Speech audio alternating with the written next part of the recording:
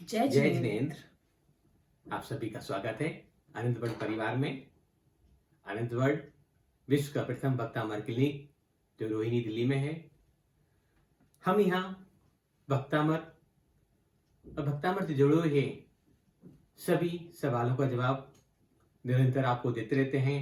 निरंतर इससे जुड़ी हुई जानकारियाँ आपको प्रोवाइड कराते रहते हैं। हमारा उद्देश्य सिर्फ इतना ही है कि आप सच्चे हृदय से मन वचन काय पूर्वक विधि विधान पूर्वक भक्तामृत स्तुति की आराधना करें, स्तुति करें, पाठ करें, विधान करें। तो दोस्तों, जो आज की ये वीडियो है बहुत खास है, बहुत इंपॉर्टेंट है, क्योंकि आपने बहुत सारी वीडियो देखी होंगी, बहुत सारे लोगों से सुना होगा कि ये करना चाहिए, भक्तामृत कैसा पाठ करना चाहिए, भक्तामृत के विधान करना चाहिए, भक्तामृत की पालना करनी चाहिए, रिद्धि मंत्रों का जाप करना चाहिए, रिद्धि मंत्रों से हवन करना चाहिए, दीप प्रार्थना विधान करना चाहिए। तरह तरह की बातें आपने अलग अलग वीडियो पे अलग अलग लोगों के माध्यम से, साधु साधुओं के माध्यम से भी सुनी होंगी। लेकिन बेसिक चीज क्या कमी रह जाती है कि हमें कोई भी पाठ अनुष्ठान प्रारंभ करें तो उसके लिए क्या क्या आवश्यक की सामग्री की जरूरत पड़ेगी। हम बिना सामग्री जुटाए और पाठ करने बैठ जाते हैं, फिर मन में विकल्प पैदा करते हैं कि ऐसा हुआ वैसा हुआ, हमें ऐसा करना चाहिए था, अब क्या करें। तो हमारे पास पिछले 5-6 सालों से बहुत सारे कॉल्स आ रहे थे। कभी मन में विचार नहीं आया, आज मन में एक विचार आया कि सबकी भ्रांति को दूर कर अपनी तरफ से सबके लिए जो डाउट सभी के मन में है कि क्या क्या सामग्री होनी चाहिए। तो हमने यह पूरी सामग्री रखी हुई है। बेसिकली भक्तामृत अनुष्ठान में 4 पार्ट्स हैं, 4 भाग हैं। पहला यंत्र अभिषेक, दूसरा जिनेंद्र पूजा, तीसरा भक्तामृत विधान और चौथा सबसे लास्ट में सारे पाठ जब 21 दिन जब पूरे हो जाएं, कोई अनुष्ठान पूर्ण हो जाए तो हवन या पूर्ण आहुति। तो प्रारंभ करते हैं। पहला आज का पाठ हमारा यंत्र अभिषेक। यंत्र अभिषेक के लिए आपको क्या क्या चीजों की जरूरत है आप जरा देखें। सबसे पहले आपको चाहिए यंत्र। यंत्रों के बारे में प्रिय बताएं। यंत्र कॉपर के बने होते हैं, ये चांदी और सोने के बहुमूल्य धातुओं के भी बने हो सकते हैं। उसके अलावा एक आपको बड़ी थाल, ये उत्तम धातु की हो, चांदी की हो तो सर्वश्रेष्ठ है, नहीं तो घर में जो उपलब्ध हो उस बर्तन को आप, उस प्लेट को, उस थाल को यूज कर सकते हैं। लेकिन ध्यान रहे गृहस्थ के कार्यों में वो बर्तन यूज ना हुआ हो, मीन्स खाना पकाने में, घर के खाना बनाने में, अन्य आदि आदि कार्यों में उस बर्तन को यूज ना करें। एक बड़े पात्र में शुद्ध जल छानकर उबालकर एक लौंग डालकर ठंडा कर लेते हैं हम। एक छोटा पात्र और ले लेते हैं, इन 2 पात्रों में जल भरकर रख लेते हैं। चौथी चीज चाहिए हमें शुद्ध साफ स्वच्छ एक सफेद वस्त्र, सूती वस्त्र, जो यंत्र के परिमार्जन करने के लिए काम आता है, यंत्र को पहुंचकर वापस विराजमान करने के काम आता है। तो आप समझ गए होंगे। एक और विशेष आग्रह है मेरा, जब भी आप अनुष्ठान करें तो इस वीडियो को कम से कम 2-3 बार देखें, मन में विकल्प पैदा ना हो, इससे बार बार इसको देखें और एक एक चीज को नोट डाउन कर लें, तो शायद आपको जल्दी समझ आ जाएगा। तो आपको मेरा ख्याल है यंत्र अभिषेक के लिए पूरी विधि समझ में आ गई होगी, क्या क्या आवश्यक की चीजें हैं। हम यह विधि नहीं बता रहे, आपको भक्तामृत विधान के लिए, यंत्र अभिषेक के लिए और जिनेंद्र पूजा के लिए और हवन और पूर्ण आहुति के लिए किन किन आवश्यक चीजों की जरूरत पड़ती है, उनकी चीजें, सामग्री की तैयारी करने की, प्रिपरेशन करने के लिए आपको पूरा वीडियो हम आपको बता रहे हैं। तो आज एक बार दोबारा से प्रिया बता देंगे कि यंत्र के अभिषेक के लिए क्या क्या चाहिए। सबसे पहले आपको एक यंत्र चाहिए, कोई भी नीचे थाल चाहिए जिसमें जब आप यंत्र का अभिषेक करें तो जल वो इकट्ठा होता रहेगा।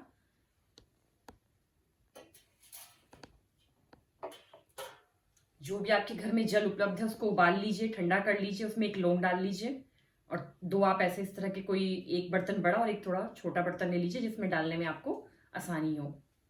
और एक शुद्ध सफेद और एक शुद्ध आपको कपड़ा चाहिए, कॉटन का सूती कपड़ा हो, जिससे आपको यंत्र को पोंछने में सावधानी हो, परिमार्जन करने में आसानी हो जाए। तो दोस्तों, हमारा यंत्राभिषेक के लिए इतनी सी चीजें चाहिए, कोई ज्यादा मुश्किल नहीं है, सभी के घर में चीजें अवेलेबल हो जाती हैं। एक यंत्र नहीं होता, बाकी तो सफेद कपड़ा, सूती कपड़ा, छन्ना का कपड़ा जिसको बोलते हैं, वो सबके घरों में होता है। थाल सबके घरों में होता है। जग और लुटिया सबके घरों में मिल जाती है सहजी। तो दूसरा पार्ट होता है जिनेंद्र पूजा। ऋषभ देव की पूजा करने के लिए विधान से पहले हम ऋषभ देव की पूजा करते हैं। उसके लिए पूजा के बर्तन आप सभी को दिख रहे होंगे। 2 ये लुटियाएं होती हैं, एक में जल डाला जाता है, एक में चंदन डाला जाता है। चंदन बनाने के लिए आप केसर और चंदन को भी पानी में घोलकर चंदन तैयार कर सकते हैं। एक छोटी प्लेट सामग्री को या द्रव्य को दूसरे थाल में चढ़ाने के लिए ये एक लुटिया होती है जिसमें जल और चंदन को चढ़ाया जाता है पूजा के समय।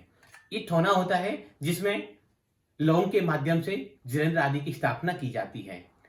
एक 2 प्लेट हमें ली, एक में सामग्री, बनी हुई सामग्री ली और एक बिना खाली प्लेट रखी। तो अभी हम कुछ भी इसमें ड्रॉ नहीं कर रहे हैं, पूजा के समय ये सब ड्रॉ करने चाहिए, पर अभी हम आपको बेसिक चीजें क्या है उनको बता रहे हैं। अष्टद्रव्य आप सभी जानते होंगे, अक्षत, पुष्प, नैवेद्य, दीप, धूप और फल। फलों में आप बादाम, लौंग, इलायची, छुआरे, मनक्का आदि आदि चीजें ले सकते हैं। इन सभी को एक मिश्रण होता है, उसको अर्घ बोलते हैं। तो इसलिए जो पूजा की थाली है इसको अष्टद्रव्य बोला जाता है। क्या बोलते हैं? अष्टद्रव्य। तो पूजा का सेट और पूजा की थाली ये सभी घरों में उपलब्ध हो जाती है। नहीं तो ये सब चीजें छोटी छोटी चीजें हैं, घरों में उपलब्ध हो जाती है। नहीं तो आप बाजार से परचेज करके भी शुद्ध द्रव्य से भगवान की पूजा कर सकते हैं। तीसरा पाठ आता है भक्तामर विधान का। भक्तामर विधान के लिए हमें एक मांडला, जिसमें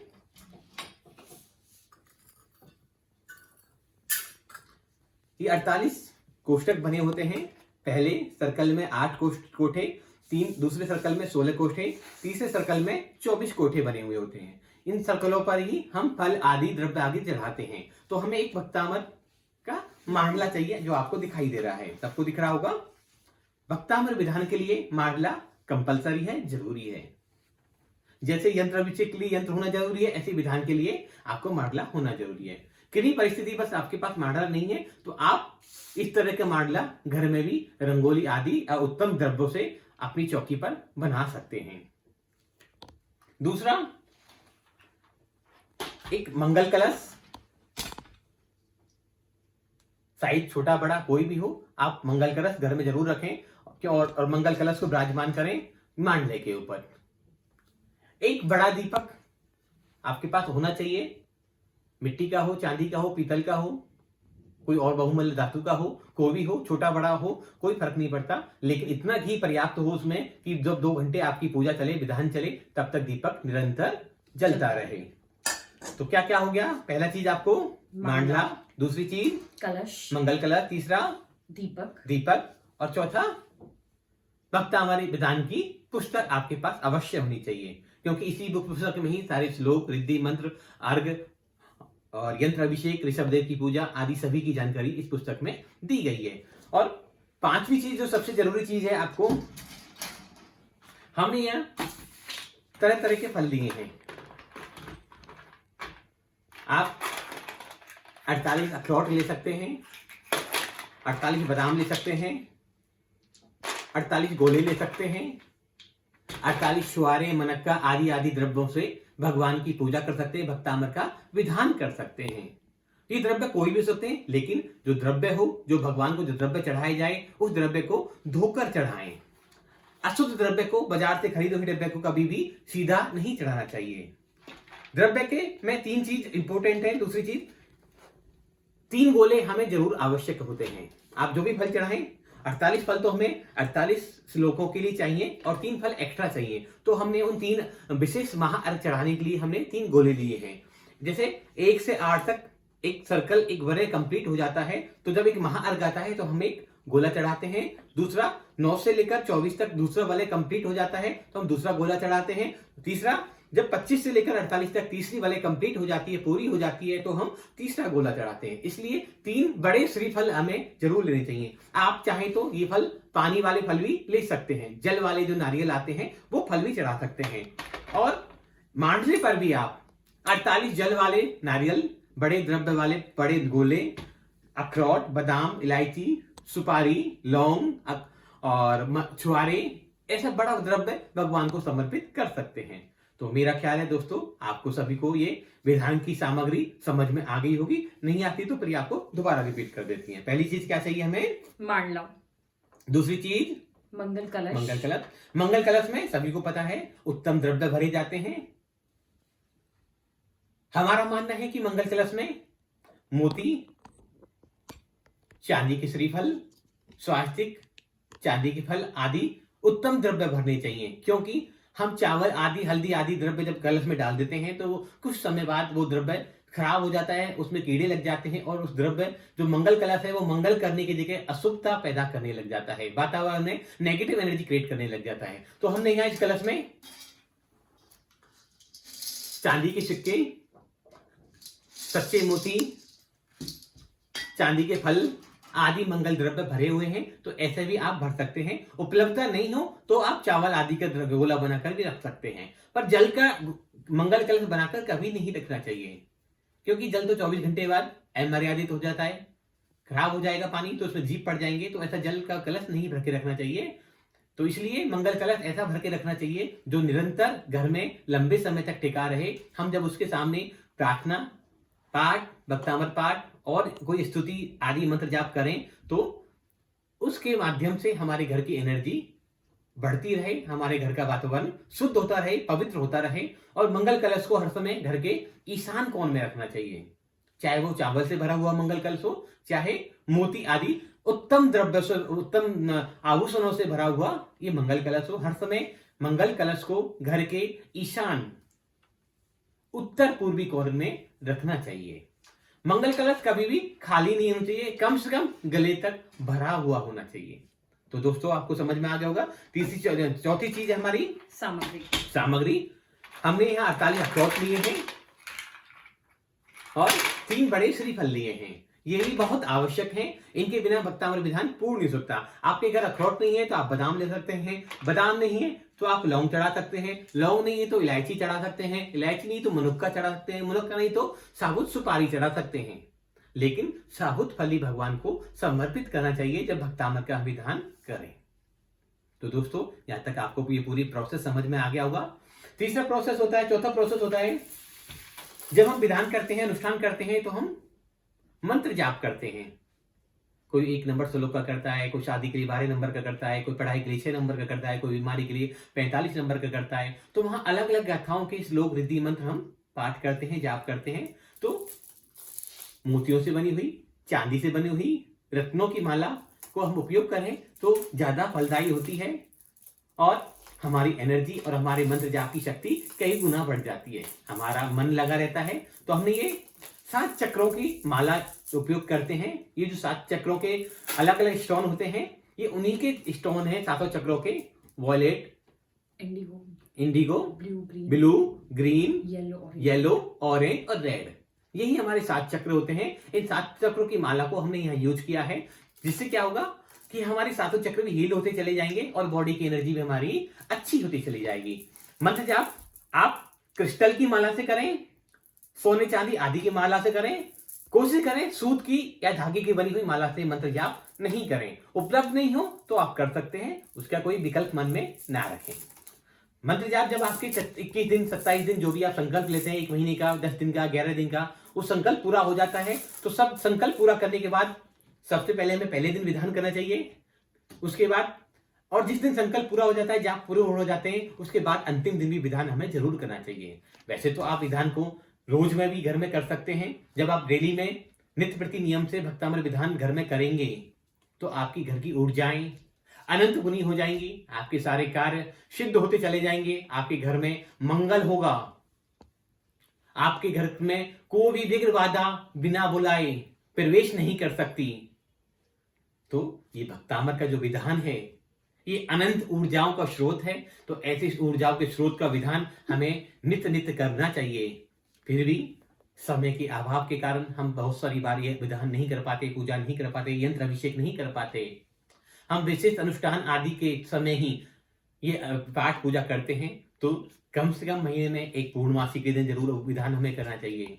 ज्यादा समय मिले तो अमावस्या पूर्णमासी दोनों करना चाहिए, या दोनों अष्टमी दोनों चतुर्दशी महीने में 4 बार ये विधान हमें अवश्य घर में करना चाहिए।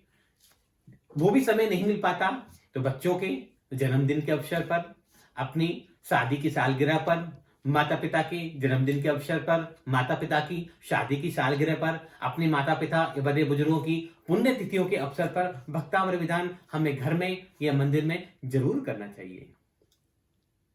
वैसे तो आप हमसे जो जुड़े हुए हैं वो सभी विधान करते हैं लगभग, पर डेली नए लोग जुड़ते रहते हैं, उनको विधि पूरी जानकारी नहीं होती कि क्या क्या सामग्री चाहिए। तो हमारा एक उद्देश्य था कि सबको पूरी जानकारी उपलब्ध कराएं, इसलिए आज हमने इस वीडियो आपके सामने प्रस्तुत की है। तो जाप पूर्ण होने के बाद 21 दिन आप जाप की जब आपके पूर्ण हो जाएं तो पुनः विधान करना चाहिए। विधान के बाद हमारी भारतीय परंपरा में, जैन परंपरा हो, सनातन परंपरा हो, हिंदू परंपरा हो, सब में पूर्ण आहुति और हवन करने की बात कही गई है। तो हवन इस पूरे प्रोसेस का चौथा पार्ट है। पहला पार्ट क्या था हमारा? यंत्राभिषेक। दूसरा पार्ट जिनेंद्र पूजा। तीसरा भक्तामृत विधान, और भक्तामृत विधान के साथ ही हमने अपने जाप कंप्लीट करे, श्लोक, रिद्धि और मंत्र तीनों के मिलाकर। चौथा पार्ट होता है हमारा हवन का। हवन के लिए आप अगर सह परिवार बैठते हैं तो बड़ा हवन कुंड मिट्टी का ले सकते हैं। आप अकेले करते हैं घर में, बड़ा मिट्टी का हवन कुंड नहीं मिले तो छोटा दीपक में अग्नि प्रज्वलित कर सकते हैं। नहीं अगर घर में उपलब्ध हो तो ऐसा पीतल का बना हुआ बाजार में आसानी से मिल जाते हैं, जिससे हाथ वाथ को गर्म होने का, जलने का खतरा कम होता है। तो इस तरह का हवन कुंड भी आप यूज कर सकते हैं। हवन के लिए आपको एक श्रीफल चाहिए, जिसके टुकड़े कर आप इसमें अग्नि प्रज्वलित करें। थोड़ी सी कपूर, शुद्ध कपूर हो, देसी कपूर लेनी चाहिए, भीमसेनी कपूर जिसको बोला जाता है। बाजार में ये देसी कपूर के नाम से भी उपलब्ध मिलती है। और शुद्ध हवन सामग्री, चाहे तो आप इसको घर भी निर्माण कर सकते हैं हवन सामग्री को, नहीं तो बाजार से भी उत्तम द्रव्यों की बनी हुई शुद्ध हवन सामग्री को यूज किया जा सकता है। तो हमें हवन के लिए क्या क्या चाहिए? हवन कुंड, कपूर, हवन सामग्री और एक गोला और एक साथ में हमें कलावा चाहिए। जब हम हवन करेंगे तो इस हवन कुंड पे लपेटने के लिए, बांधने के लिए। तो हवन कुंड हमारे 3 तरह के कोई भी हो सकते हैं। छोटा दीपक के रूप में भी हो सकता है, बड़ा पीतल का बना हुआ हो सकता है, और बड़ा पात्र जब सामूहिक करें, परिवार के सभी लोग बैठे तो हम मिट्टी का पात्र में भी हवन कुंड में हवन कर सकते हैं, पूर्ण आहुति दे सकते हैं।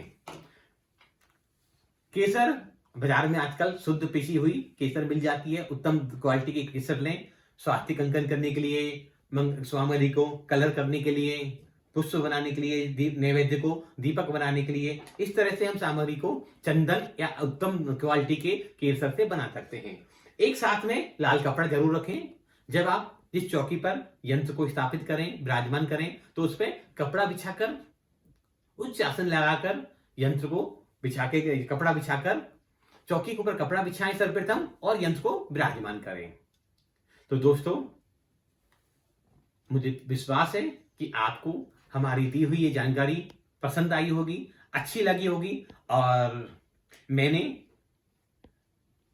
और प्रिया ने अपनी तरफ से पूरी सामग्री के साथ, आपको पूरी विधि विधान के साथ आपको जानकारी देने की कोशिश की है।